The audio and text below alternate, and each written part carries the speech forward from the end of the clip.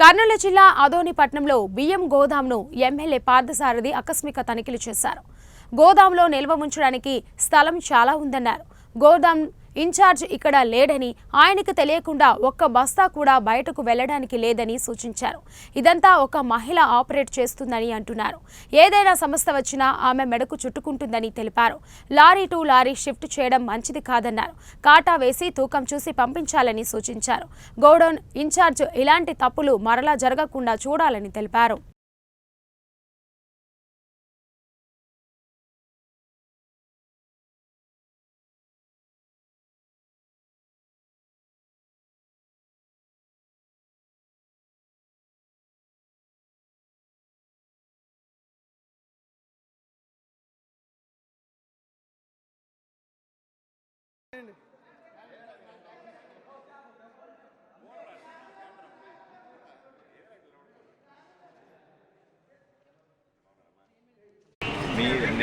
నేను మిమ్మల్ని మీకు సూచించేది ఏమిటంటే అమ్మా, మీరు చెప్పినంత నేను విన్నాను కాబట్టి నా సూచనలు ఏమిటంటే, మీరు షాపుల వరకు చేర్చేటువంటి ఈ క్రమంలో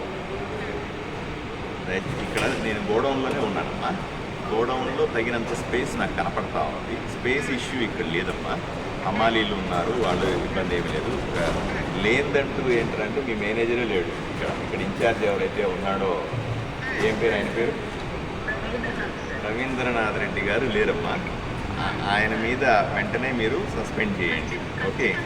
ఎందుకంటే ఆయన లేకుండా ఒక మూట లోపలికి ఎలా వస్తుంది, బయటికి ఎలా వస్తుంది? తాళం తీయాల్సింది ఆయన, తాళం వేయాల్సింది ఆయన, అవునా?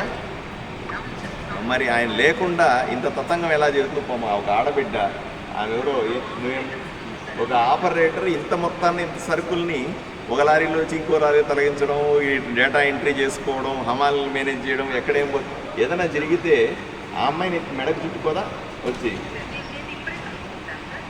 మీరు కనుక్కోవడం కాదు.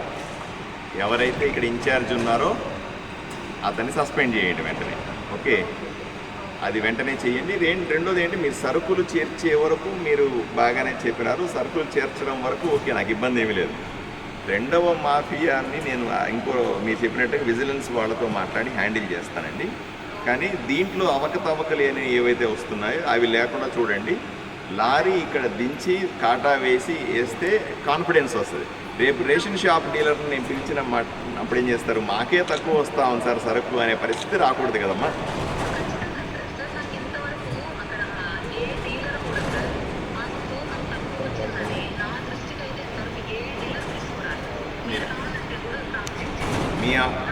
మీరు ఆఫీసర్ కాబట్టి మీకు అలా చెప్పి ఉండకపోవచ్చు, లేదా భయానికి చెప్పి ఉండకపోవచ్చు. నా దగ్గరికి వచ్చిన డీలర్లంతా కూడా సార్ మాకు ఇచ్చే సరికే తక్కువ ఇస్తున్నారు సార్ అని చెప్పిన వాళ్ళే ఎక్కువ మంది ఉన్నారు. కాబట్టి దయచేసి